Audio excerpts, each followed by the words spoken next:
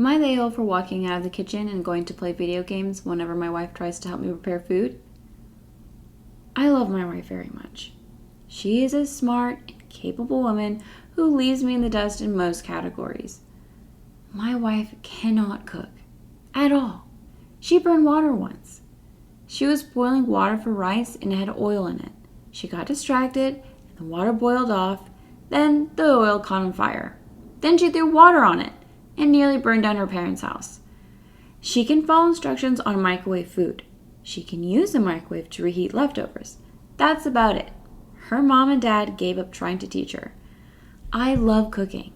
I enjoy making tasty meals from scratch when I have the time. One of my go-to meals is fried chicken thighs and waffles. I use my dad's waffle recipe and they come out light and crispy. Perfect. I don't always make them though because it takes time. I cheat sometimes and use premix. They're heavier and kind of floppy, not crisp. So I'm making breakfast yesterday and the kids are at the table. I have the chicken going and I'm making waffles. It's a good morning. My wife decides to help and cover the waffles in foil so they stayed warm. They did. They also steamed and got soft. So I finished making myself a waffle and served my food and left the kitchen. She can finish everything off. She does this constantly. I'll be making steaks and I'm resting them and she throws them back on the grill to keep warm. I'll have the chicken fully cooked and tender and she'll turn up the heat and dry it out just to make sure. I am sure. She came up to me yesterday for the 5th time and asked why I'm always walking away when she tries to help. I explained for the 50th time that I enjoy making good food and that her help is almost universally detrimental to the meal I'm trying to make. She thinks I'm an a-hole for caring so much about how food feels and tastes. I think she can do whatever she wants on the days that it's her turn to cook. Am I the a-hole? No, OP is not the a-hole. I find nothing wrong with wanting good food. Everyone wants good food. And one's patience can only go so far. Tell her to stay out of the kitchen. She doesn't belong there. Am I the a-hole for telling my dad he and his wife need to look at themselves for the reason her son is struggling? My dad has me, 16 male, and my brother, 11 male, and her mom died 8 years ago. Dad met Chantal 6 years ago, and they got married 2 years ago. Her son is 10. My brother and I have known Chantal and her son for almost 4 years now, but not 4 years yet.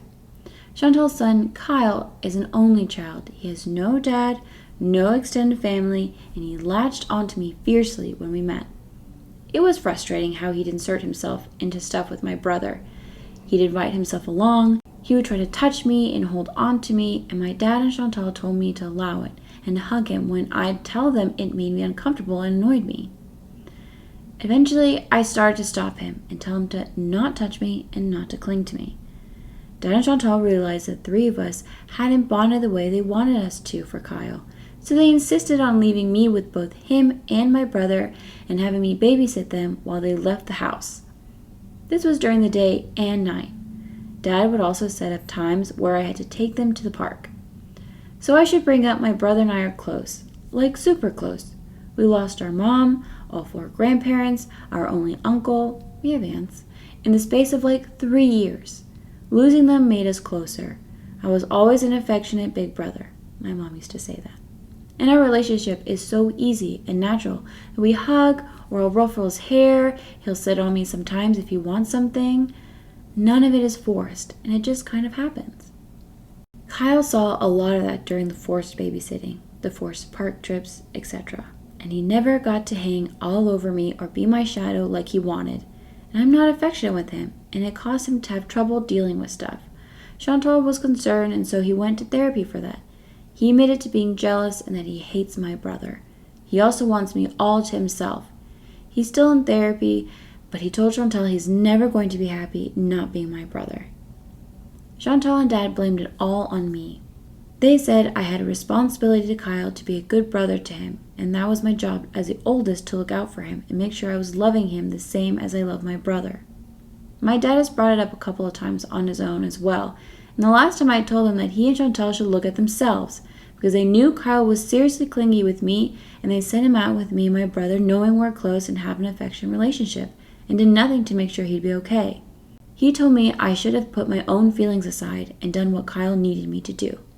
Chantal was like, how dare I blame them? And she called me evil for blaming them when I've destroyed her son. Am I the a-hole?